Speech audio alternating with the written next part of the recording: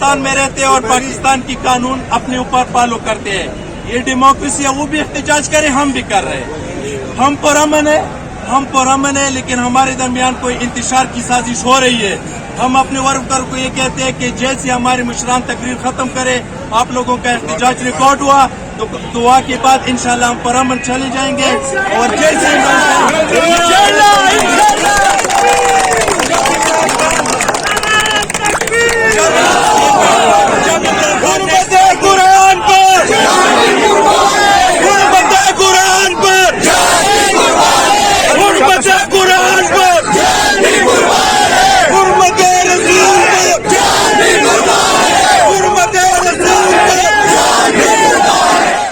آج کا جو احتجاج ہے نہ یہ سیاسی ہے نہ اس کا کوئی اور مقصد ہے، اس کا ایک ہی مقصد ہے کہ ہم تمام مسلمان قرآن مجید کی حرمت کے لیے، رسول پاک کی حرمت کے لیے، اپنے دین اسلام کے لیے ایک ہیں۔ ہم ہمیشہ اس کے لیے آواز بلند کرتے رہیں گے۔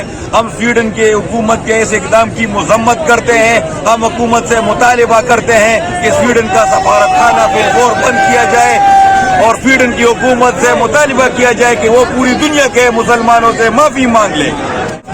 To register our protest, we are very much upset that Swedish government has buried our Quran.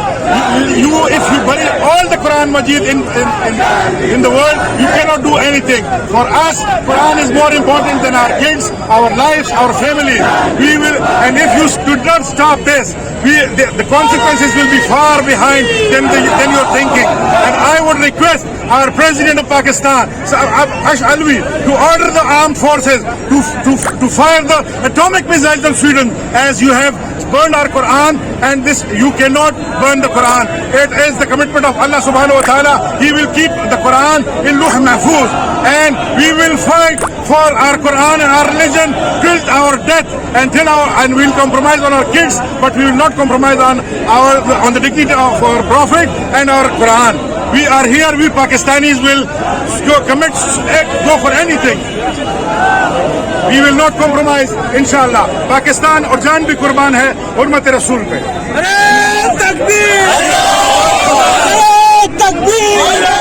Imran Khan کے ساتھ جنگ میں کھڑے ہیں اور انشاءاللہ تب تک کھڑے رہیں گے جب تک اس ملک کو ان لٹیروں سے آزاد نہ کرے۔ یہ پی ڈی ایم، یہ آج ہمارا احتجاج تھا، خان صاحب کی کال پہ سارے پاکستان میں لوگ نکلے ہیں، لیکن اس شر کے لیے یہ شہباز شریف ایک پرائم منسٹر نہیں بلکہ وہ کرائم کرنا چاہتے ہیں۔ ابھی بھی ان کی 2-4 گنڈے آئے ہوئے ہیں، لیکن ہم پرامن لوگ ہیں اور کپتان کو ہم کسی حال پہ نہیں چھوڑیں گے، چاہے ہمیں کچھ بھی کرنا قربانی دینے پڑے۔ خان صاحب قائد عوام، ان کے کہنے پر اور ان کی ہدایت پہ ہم نکلے ہیں۔ وہی نے بے حرمتی ہوئی ہے کلام پاک کی، اس کے خلاف اور اس کی باڈی حکومت کے خلاف اور سویڈن حکومت کے خلاف ہمارا مطالبہ ہے کہ سویڈن میں ہمارا سفارت خانہ واپس آ جائے اور ان کا سفارت خانہ یہاں بند کیا جائے۔ ہمارا کوئی کنارہ ہے کہ بس غربت قرآن۔ بات یہ ہے کہ یہ فقط دین اسلام کی بات نہیں ہے، یہ تمام دنیا کے بسنے والے انسانوں کی بات ہے۔ قرآن مجید تمام انسانوں کے لیے نافذ ہوا، اس کا نفاذ ہوا تمام انسانیت کے لیے، اور یہ ایک ایسی کتاب کہ جس کی وجہ سے آج دنیا میں جتنی بہتری ہے الحمدللہ قرآن مجید کی بدولت ہے، قرآن مجید پہ ہونے والے ریسرچ کی بدولت ہے۔ جس شخص نے بھی یہ حرکت کی ہے سویڈن گورنمنٹ میں، ہم سویڈن گورنمنٹ کو کی مذمت کرتے ہیں اور ہر اس عمل کی مذمت کرتے ہیں چاہے وہ کسی بھی مذہب کے خلاف کوئی دوسرا مذہب کا بندہ کرے۔ نعرہ تکبیر، نعرہ تکبیر، نعرہ تکبیر۔ آج میرا یہ پیغام ہے ان سب جو اسلاموفوبیا کو یوز کر کے فریڈم کا وہ لفظ یوز کرے کہ یہ فریڈم ہے، so Islamophobia is not freedom, and just stop all these nonsense activities all over the world because it pains in the heart of all the Muslim of the world, and we are in the billions, not in the millions, so please stop it and don't let do what we want to. آج جمعۃ المبارک کا دن تھا اور بعد از نماز نماز جمعہ ہمارے قائد تحریک انصاف جناب عمران خان صاحب نے کال دی تھی کہ جو ایک ناپاک جسارت کی قرآن مجید کو جلا کر عید الاضحیٰ والے دن اور سویڈن میں، اور خاص جب لوگ نماز عید پڑھ رہے تھے، عید الاضحیٰ کی نماز پڑھ رہے تھے، اس وقت جلایا پولیس کی نگرانی میں اور اپنی اداروں کی نگرانی میں، سویڈن حکومت کی نگرانی میں۔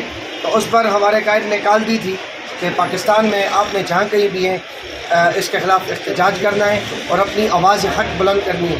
تو الحمدللہ اگی میں ہماری ساری جو جتنی ٹیم تھی اس نے اکٹھے ہو کر لوگوں کو یکجا کر کے میلاد چوک اگی میں بڑا زبردست 2 گھنٹے کا احتجاج ہوا، اور اس میں ایک ہی ہمارا جو ہے سب نے وہ باتیں کی، جس کی ایک مختصر سی میں وہ پیش کروں گا، مختصر سی آپ کو عکاسی کروں گا۔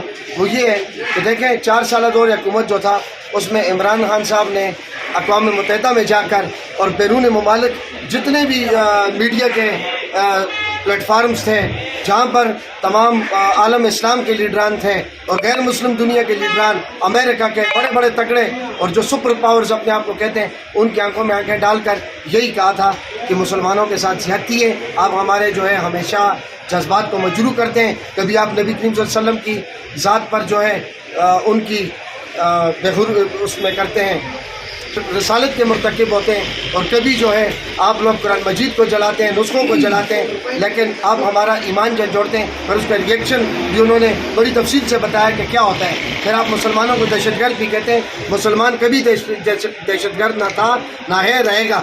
مسلمان اگر اکٹھا ہوا ہے، اس نے کسی کو کچھ پنچ کیا ہے تو وہ صرف اسی لیے کیا ہے کہ جب بات ہمارے نبی کریم صلی اللہ علیہ وسلم کی ہوگی، جب بات ہمارے دین اسلام کی ہوگی، اور جب بات ہماری آخری کتاب قرآن مجید کی ہوگی، صحابہ کرام کی ہوگی، تو پھر انشاءاللہ تعالیٰ اس پر مسلمان کب تک چپ رہیں گے۔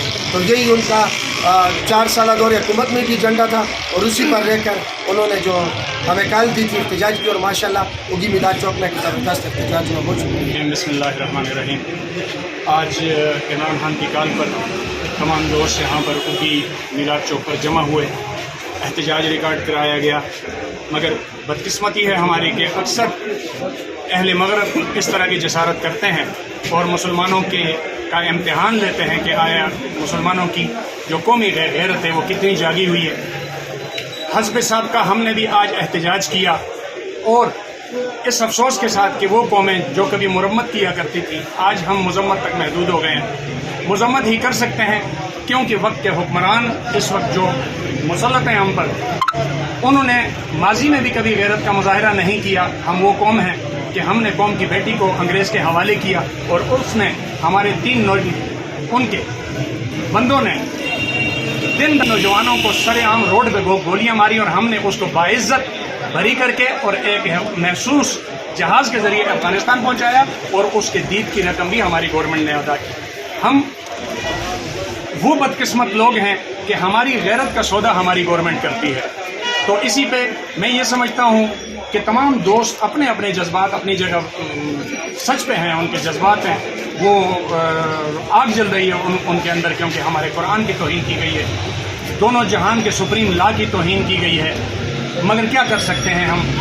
جو ہمیں عمران خان نے کہا اس وقت وہ بھی حکومت سے باہر ہے، کیونکہ اس نے یہ کہا تھا کہ جب آپ ہمارے نبی کی اور ہمارے قرآن کی توہین کرتے ہیں تو ہمارے سینوں میں تکلیف ہوتی ہے۔ اس کا ان سے بدلہ لیا گیا اور ان کو اقتدار سے ہٹایا گیا ایک مذموم سازش کے ذریعے سے۔